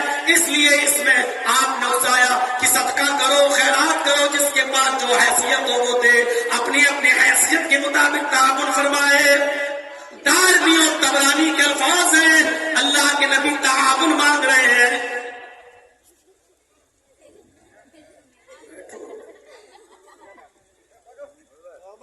نبی اکرم تعاون مانگ رہے ہیں. اور سنیے, جس کے پاس جو کچھ بھی ہے سب دیتے چلے جا رہے ہیں اپنی اپنی حیثیت کے مطابق. جو واقعہ سنا رہا ہوں دلچسپ اور زبردست واقعہ ہے, میرے بھائیوں ذرا سنیے گا. کسی کے پاس یہ تو اس نے یہ دے دیا, کسی کے پاس وہ ہے تو اس نے وہ دے دیا, کسی کے پاس چند کھجوریں تو اس نے چند کھجوریں ہی لا کر دے دی. سنو, آئے شاملوں کے زبردست بھیڑ میں اعظم گڑھ مئو اور اطراف و اکناف سے تشریف لانے والوں, ہزاروں کی تعداد میں یہاں جمع ہو کر بیٹھ کر سننے والوں, غور سے سنو. اسی محفل میں ایک صحابی ہیں, انصاری صحابی ہیں, جن کا نام علبہ ابن زید انصاری ہے. ان کے پاس ان کے گھر میں 2 کھجوریں بھی نہیں ہیں جو وہ 2 کھجوریں دے سکے. کچھ نہیں ہے ان کے پاس دینے کے لیے. جہاد میں جانا ہے, نام لکھا لیا ہے, لیکن ہر شخص, ہر صحابی صدقہ و خیرات کر رہا ہے, کچھ نہ کچھ دے رہا ہے. علبہ ابن زید انصاری کے پاس کچھ بھی نہیں ہے. کہتے مجھے بڑی شرمندگی محسوس ہوئی, مجھے بڑی شرمندگی محسوس ہوئی. محفل سے چپکے سے اڑتے ہیں, سیدھے اپنے گھر جاتے ہیں, عشاء کی نماز پڑھتے ہیں, لیٹ جاتے ہیں, یہی سوچتے ہیں کہ اللہ میرے پاس ایسی کوئی چیز نہیں ہے کہ میں بھی اس کو صدقہ دے سکوں, میں بھی اس کو زکات میں نکال سکوں. اللہ کے رسول نے تعاون مانگا, میں نبی اکرم کو دے سکوں, نبی اکرم صلی اللہ علیہ وسلم کو پہنچا سکوں. آدھی رات کے بعد اٹھتے ہیں, وضو بناتے ہیں, 2 رکعت نفل نماز پڑھتے ہیں, اور 2 رکعت نفل نماز کے بعد اللہ سے یوں دعا کرتے ہیں. غور کیجیے دعا کیا کر رہے ہیں. دعا کرتے ہیں اللہم انہ لیس عندی شیء ما اتصدق به الہ العالمین. تیرے نبی نے صدقہ و خیرات تعاون مانگا. اللہ کے ہر بندے نے, تیرے ہر بندے نے اپنی اپنی حیثیت کے مطابق جو تھا اس کو دیا. محمد رسول اللہ کو پہنچایا, کچھ نہیں تھا, 2 کھجوریں تھی وہ دیا. انہ لیس عندی شیء, اے اللہ میرے پاس کوئی ایسی چیز نہیں, ما تصدق به, جس کو میں صدقہ دے سکوں, جس کو میں خیرات کر سکوں. میرے پاس کوئی چیز نہیں. میں نے نبی اکرم کو کوئی صدقہ نہیں دیا, میں نے نبی اکرم کو کوئی خیرات نہیں دیا. میں نے محمد رسول اللہ نے اللہ کی راہ میں جو مانگا, میں نے محمد رسول اللہ کا کوئی تعاون نہیں کیا. اللہم انی اتصدق برزی علی من نالہ. اے اللہ آج میں اپنی عزت کا صدقہ کرتا ہوں. اللہم انی اتصدق بعرضی علی من نالہ. اے اللہ آج میں اپنی عزت کا صدقہ کرتا ہوں. اگر تیرے کسی بندے نے میری عزت لی ہو, مجھے گالی دی ہو, میرے اوپر ظلم کیا ہو, میرے اوپر ستم ڈھایا ہو, میرے ساتھ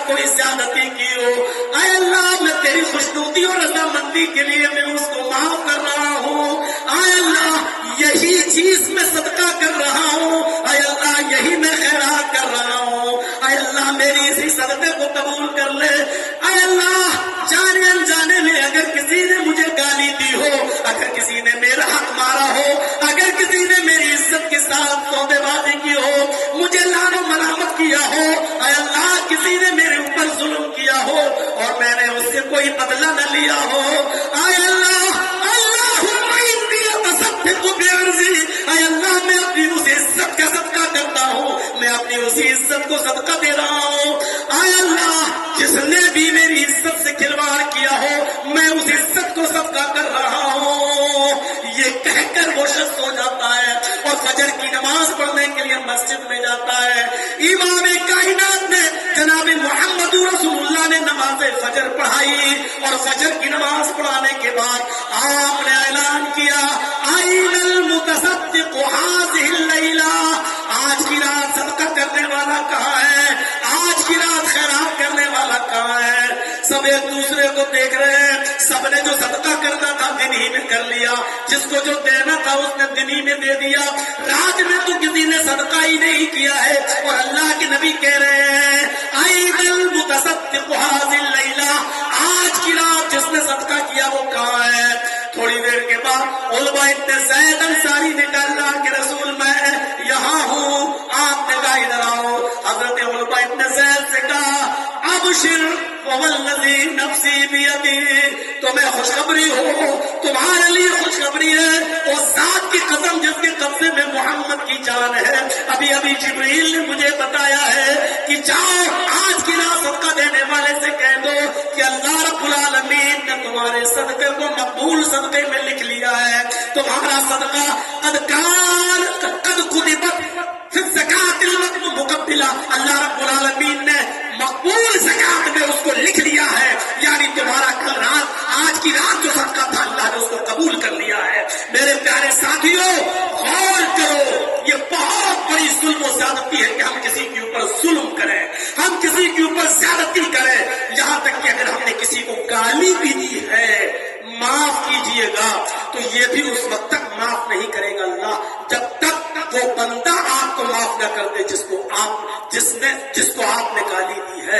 ये भी कबीरा गुनाहों में शामिल है, कबीरा गुनाहों में शामिल है। मेरे भाइयों हमारी आंखों के सामने जुल्म होते रहते हैं, हमारी आंखों के सामने जुल्म होते रहते हैं। क्या कोई आदमी है जो जालिम को उसके जुल्म से रोके? है कोई?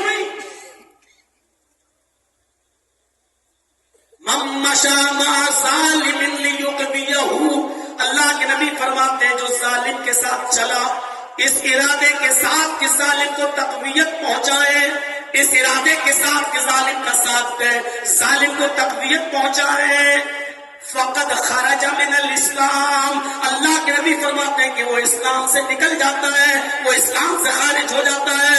हम गौर करें कितने ऐसे मौके हैं जो हम अपने जालिम दोस्त का साथ देते हैं। पहले से फोन पे कह दिया जाता है मेरे दोस्त आज हक अदा कर दीजिए मेरा, आज फला आदमी की गवाही में तुम थोड़ा सा हमारी तरफ से बोल दो। आप जानते हैं कि मेरा दोस्त हमसे झूठ बुलवा रहा है, आप जानते हैं कि मेरा दोस्त जालिम है, लेकिन इसके बावजूद आप उसका साथ दे रहे हैं सिर्फ इसलिए कि वो दोस्त है। अल्लाह के नबी फरमाते हैं जो जालिम के साथ खड़ा हुआ इसलिए कि उसको ताकत पहुंचाए, उसका साथ दे, फ़क़द खरज मिनल इस्लाम, वो इस्लाम से खारिज हो जाता है। और इसीलिए इमाम कायनात ने फरमाया उनसुर अखाका ज़ालिमन औ मज़लूमन, अपने भाई की मदद करो चाहे वो जालिम हो या मजलूम हो, अपने भाई की मदद करो चाहे वो जालिम हो या मजलूम हो। सहाबा ने कहा अल्लाह के रसूल मजलूम की मदद तो समझ में आती है, बेचारा जिस पर जुल्म होता है, लेकिन जालिम की मदद कैसे करें? जालिम की मदद क्या माना दारा, जालिम की मदद का क्या माना है? हम जालिम की मदद कैसे करें? तो अल्लाह के नबी ने फरमाया जालिम को उसको जुल्म करने से रोक तो यही उसकी मदद है। जालिम को जुल्म करने से रोक तो यही उसकी मदद है। अल्लामा ज़हबी की एक किताब है और बड़ी मशहूर किताब है किताबुल कबायर के नाम से। अल्लामा ज़हबी ने किताबुल कबायर में एक वाक़या नकल किया है, उस वाक़े को जरा सुनिए मेरे भाइयों। कि एक शख्स ने दरिया के किनारे एक मछली का शिकार किया, मछली थोड़ी बड़ी थी اس کو خوشی ہوئی کہ یہ مچھلی میرے پاس آ گئی. چلو آج ہم کثیر العیال ہیں, ہمارے بچے زیادہ ہیں, تو ہمارے بیوی بچے آج اسی مچھلی کو کھا کر آج اب کی رات اپنی بھوک مٹائیں گے اور آرام سے سو جائیں گے. وہ مچھلی کو لے کر آ رہا تھا. راستے میں کسی ظالم شخص نے اپنے ساتھیوں کے ساتھ مل کر اس مظلوم سے اس مچھلی کو لے جانے والے سے کہا کہ یہ مچھلی مجھے دے دو. اس نے کہا بھائی میں دریا سے پکڑ کے لایا ہوں اور میرے زیادہ بچے ہیں اور میرے پاس کوئی چیز نہیں ہے کھلانے کے لیے, میں تمہیں کیسے دے دوں؟ اس نے کہا دے رہا ہے یا نہیں؟ زیادتی کی تو اس شخص نے کہا بھائی اگر لے رہے ہو تو اس کی قیمت دے دو, چلو ہم کچھ سبزی ابزی یا کوئی اور چیز لے کر اپنے بچوں کو کھلا دیں گے. انہوں نے کہا چپ چپ. پوری مچھلی اس نے چھین لی. جب یہ چھین رہا تھا تو یہ مظلوم آدمی اپنی مچھلی کو چھڑانے کے لیے اپنی طرف کھینچ رہا تھا. ظالم طاقتور تھا, مچھلی سٹکتی جا رہی تھی. اس مظلوم آدمی نے مچھلی کو بچانے کے لیے اس کا ہاتھ اپنے منہ میں رکھ لیا. اس کا انگوٹھا, مچھلی چھیننے والے کا انگوٹھا اس آدمی کے منہ میں آ گیا جس کی مچھلی تھی. اس نے کاٹا, لیکن وہ ظالم شخص زیادہ طاقتور تھا, اس نے مچھلی کو چھین دیا اور اس کے کاٹنے کا بھی اس کے اوپر کوئی فرق نہیں پڑا. یہ مچھلی لے کر چلا گیا. یہ شخص کو دیکھ کر اور چیختا رہا اللہ کے بندے میری مچھلی مجھے دے دے, میرے پاس اپنی بیوی بچوں کو کھلانے کے لیے اس مچھلی کے علاوہ کوئی چیز نہیں ہے. ایک مچھلی چھینی تھی. کتاب الکبائر میں علامہ صاحبی نے جو نقل کیا سنیے آگے. اے یتیموں, مسکینوں, پڑوسیوں اور اپنے بھائیوں کی زمینوں پر قبضے کرنے والوں, اپنی بہن اور بیٹیوں کا حق مار کر کھا جانے والوں, سنو سنو. یہ چیختا رہا, چلاتا رہا اللہ کے بندے مچھلی مجھے دے دے, میرے بیویوں بچوں کے پاس اس کے علاوہ کچھ نہیں ہے. لیکن اس نے ایک نہیں سنی. یہ اس کو دیکھتا رہا اور جب وہ اس کی آنکھوں سے اوجھل ہو گیا تو اس کے منہ سے بددعائیاں جملے نکل گئے. انہی بددعائیاں جملوں کے بارے میں اللہ کے نبی صلی اللہ علیہ وسلم نے فرمایا تھا اتق دعوت المظلوم, مظلوم کی بددعا سے بچو, اس لیے کہ مظلوم جب بددعا دیتا ہے تو اس کی آواز اور اللہ کے عرش کے بیچ میں کوئی پردہ نہیں ہوتا. لیس بینہ وبین اللہ حجاب, اس کے اور اللہ کے درمیان سے کوئی پردہ نہیں ہوتا. ڈائریکٹ اللہ مظلوم کی آہ کو سنتا ہے, پھر انصاف کرتا ہے. اس کے انصاف میں دیر ضرور ہوتی ہے لیکن اندھیر نہیں ہوتا ہے. اس کی لاٹھی میں آواز نہیں ہوتی ہے اور ظالم اسی دنیا میں اپنا انجام دیکھ لیتا ہے. وہ آدمی وہاں سے چلا گیا, اس کے منہ سے بددعائیاں جملے نکلے. اس ظالم نے اپنے ساتھیوں کے ساتھ مچھلی کھائی, پکایا کھایا اور وہ جھرے اڑایا اور سو گیا. رات کو اس کے انگوٹھے میں درد ہوا. کسی طریقے سے اس نے صبح تک اس کو رات کاٹ لی اور صبح اپنے علاقے کے حکیم و طبیب کے پاس گیا. اس نے کہا بھائی انگوٹھا دیکھو میرا. طبیب نے اس انگوٹھے کو دیکھنے کے بعد کہا اس میں تو انفیکشن, زہر پھیل رہا ہے, تمہارا انگوٹھا تو یہ سڑ گیا ہے. اس زمانے میں کوئی اینٹی بائیوٹک ایسی دوائیاں تو چلتی نہیں تھی کہ چلو اس کی زہر کے اثر کو ختم کر دو. اب یہ انگوٹھا تمہارا کاٹا جائے گا.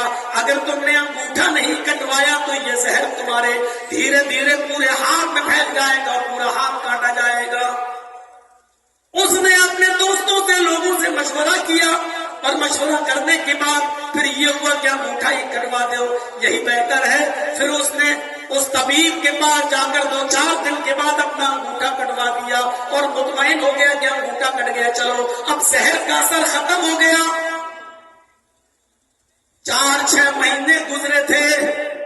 کہ اب اس کے کٹے ہوئے انگوٹھے کے بعد جو حصہ ہے وہاں اس کا درد شروع ہوا، اور درد سے جب یہ بے حال ہو گیا تو پھر یہ اسی طبیب کے پاس گیا، وہ اس علاقے کا بڑا طبیب مانا جاتا تھا۔ اس طبیب کو اس نے دکھایا، اس نے کہا افسوس تمہارا آپریشن صحیح سے نہیں ہو سکا، کچھ عنصر اس کا باقی رہ گیا تھا، یہ زہر تو تمہارے پورے پنجے تک پہنچ چکا ہے، یہ تمہارا پورا پنجہ کاٹا جائے گا، اگر تم نے پورا پنجہ یہاں تک نہیں کٹوایا پہنچا تو یہ پورا ہاتھ میں زہر پھیل جائے گا، تمہارا ہاتھ یہاں سے کاٹا جائے گا، بہتر ہے کہ ہاتھ کٹنے سے بہتر ہے کہ پنجہ کٹوا لو۔ اس نے 2-4 دن کے بعد اسی طبیب کے پاس جا کر اپنا پنجہ بھی کٹوا دیا، مطمئن ہو گیا کہ اب میری ہاتھ کٹ گیا، چلو کوئی بات نہیں، اب تو میں صحیح ہو گیا کیونکہ اب زہر کا اثر ختم ہو گیا۔ 6-8 مہینے گزر جانے کے بعد اس کے پنجے کے بعد والے ہاتھ میں پھر درد شروع ہوا، اس نے پھر طبیب کو دکھایا، پتا چلا کہ یہ زہر یہاں تک پھیل گیا، یا کوہنی سے تمہارا ہاتھ کاٹا جائے گا۔ اس نے نہ چاہتے ہوئے بھی ہاتھ کروا دیا، لیکن 1 سال گزر جانے کے بعد یہ پھر زہر یہاں تک پھیل گیا، اور جب کاندھا کٹنے کا نمبر آیا تو کاندھا تو کاٹ دیا گیا یہاں سے اس کا، لیکن حکیم نے کہا کہ میری ساری حکمت یہاں کر ناکام ہو جاتی ہے، اب میں کچھ نہیں کر سکتا، تمہارا زہر پھیلتا جا رہا ہے، جبکہ میں اس حصے کو کاٹ دیتا ہوں، تو مجھے پوری کی پوری بات بتاؤ کہ تمہارا اس انگوٹھے میں درد کیسے شروع ہوا، کب سے شروع ہوا، تاکہ میں اس کی اصل جڑ تک پہنچ سکوں۔ اس نے تو 2.5-3 سال کا عرصہ گزر چکا تھا، اس نے پورا واقعہ بتایا کہ میں نے ایک غریب آدمی سے اس کی مچھلی چھین رہا تھا تو میرا ہاتھ اس کے منہ میں چلا گیا، اس نے کاٹا، لیکن میں طاقتور تھا، میں نے اس سے مچھلی چھین لی، وہ چیختا رہا چلاتا رہا، لیکن میں نے اس کی مچھلی اس کو نہیں دی۔ اس حکیم نے کہا بس ضرور اس مظلوم نے تمہیں بد دعا دی ہے، اب کوئی حکمت میری کام نہیں آ سکتی ہے، جب تک کہ وہ مظلوم تمہیں معاف نہ کر دے کوئی راستہ نہیں ہے تمہارے علاج کا۔ میں کاندھا بھی کاٹ دیا لیکن یہ زہر تمہارے پورے جسم میں پھیلے گا، اگر تم اپنی جان بچانا چاہتے ہو تو کسی نہ کسی طرح اس غریب اور مظلوم انسان کو ڈھونڈو اور تلاش کرو اور اس سے اپنی معافی طلبی کرو، اگر وہ تمہیں معاف کر دے تو شاید اللہ بھی تمہیں معاف کر دے اور تم بچ سکو، ورنہ کوئی اور دوسرا علاج نہیں ہے تمہارا۔ اس زمانے کا حکیم بھی کتنا خدا ترس تھا، اس نے اس کو بالکل صاف صاف بات بتا دی، اور یہ آدمی اس مظلوم کو ڈھونڈنے لگا۔ علامہ ذہبی جیسی شخصیت اس واقعے کو نقل کرتی ہے، ڈھونڈتا رہا، تلاش کرتا رہا، 1-2 مہینے تک وہ مظلوم آدمی دکھا ہی نہیں، وہ غریب آدمی دکھا ہی نہیں، اور اس کے بعد اچانک 2 مہینے کے بعد اس کو مظلوم آدمی پر نظر پڑتی ہے تو یہ مظلوم آدمی کے پیروں پہ گر جاتا ہے، ہاتھ جوڑتا ہے، اس نے کہا رے بھائی میں تو غریب آدمی ہوں، تم میرے پیروں پر کیوں گر رہے ہو، اٹھو اٹھو، کیا بات ہے، میں نے تمہیں پہچانا نہیں، تم کون ہو؟ اس آدمی نے کہا میں وہی آدمی ہوں جس نے تیرے ہاتھ سے مچھلی چھینی تھی، یاد ہے جب میں چھین رہا تھا تو میرا اپنے دانتوں میں تم نے میرے انگوٹھے کو رکھ لیا تھا اور کاٹا تھا، لیکن اس کے باوجود بھی میں نے مچھلی چھین لی، تو چیختے رہے چلاتے رہے لیکن میں نے تمہاری ایک بھی نہیں سنی، تمہاری ہر آواز میں ایک ہی جملہ تھا کہ آئے ظالم، میرے بیوی اور بچوں کے پاس اس مچھلی کے علاوہ کوئی چیز نہیں ہے، آج کی رات سے بھوکے سوئیں گے اگر تو نے مچھلی یا مچھلی کی قیمت نہیں دی، لیکن اس کے باوجود مجھے ترس نہیں آیا۔ اس مظلوم کی آنکھوں میں آنسو آ گئے، اس نے کہا اچھا تم وہی ہو؟ ہاں میں نے پہچان لیا۔ ارے بھائی یہ تمہارا کیا حال ہو گیا ہے، تمہارا ہاتھ کہاں چلا گیا؟ کہا تم نے ضرور کوئی بد دعا دی ہوگی، مجھے اتنا بتا دو کہ جب میں تمہاری آنکھوں سے اوجھل ہو گیا تھا تو تم نے کوئی بد دعا تو نہیں دی تھی مجھے؟ اس مظلوم نے فرمایا کہ ہاں، اب تم نے جب سچ بولنے کے لیے کہا تو میں بول دیتا ہوں کہ ہاں، جب تم میری آنکھوں سے اوجھل ہو گئے اور مجھے امید ہو گئی کہ تم میری مچھلی مجھے واپس نہیں کرو گے اور میرے بیوی بچے آج کی رات بھوکے سوئیں گے، تو اس وقت میری نظریں آسمان کی طرف اٹھی اور میں نے اللہ کے سامنے یہ بد دعا کی کہ الہ العالمین، میری بیوی اور بچوں کے پیٹ پر لات مارنے والے کو ایسی سزا دے جو لوگوں کے لیے نشان عبرت بن جائے، جو لوگوں کے لیے نشان عبرت بن جائے۔ میرے منہ سے یہ بددعا نکلی تھی، میں نے یہ بددعا نہیں کی تھی کہ تیرا ہاتھ کٹ جائے، پیر کٹ جائے، میں نے یہ کہا تھا اللہ ایسے ظالم کو وہ سزا دے جو لوگوں کے لیے نشان عبرت بن جائے۔ مجھے کیا معلوم تھا کہ میری بددعا قبول ہو جائے گی اور تیرا یہ حال ہوگا۔ فرمایا آئے مظلوم شخص میرے بھائی، اگر آج تم نے مجھے معاف نہ کیا تو یہ زہر میرے پورے بدن میں پھیل جائے گا اور میں مر جاؤں گا۔ جس طرح تمہارے بیوی بچے اسی طرح میرے بھی بیوی بچے ہیں، اللہ کے لیے مجھے معاف کر دے۔ اس غریب انسان نے، اس مظلوم نے کہا جاؤ اللہ کے لیے میں تمہیں معاف کر رہا ہوں، میرا تم سے کوئی معاملہ نہیں، ویسے تم بڑی سزا پا چکے ہو، مجھے یہ امید بھی نہیں تھی، لیکن مجھے کیا معلوم کہ وہ قبولیت کی گھڑی تھی اور اللہ میری دعا ایسے وقت میں سن لے گا۔ جاؤ میرے بھائی، میں نے تمہیں دل سے معاف کر دیا، میں نے تمہیں دل سے معاف کر دیا۔ تو میرے بھائیوں، کتاب الکبائر سے علامہ صحابی کا یہ واقعہ نقل کرنے کے بعد میں یہ بتانا چاہتا ہوں کہ ظالم کو ظلم کی سزا فوراً نہیں ملتی ہے، جیسے شخص کو بھی 2-2.5 سال کے بعد ملی، لیکن ملی 1 انچ بھی اگر کسی کی زمین پر قبضہ کیا ہے،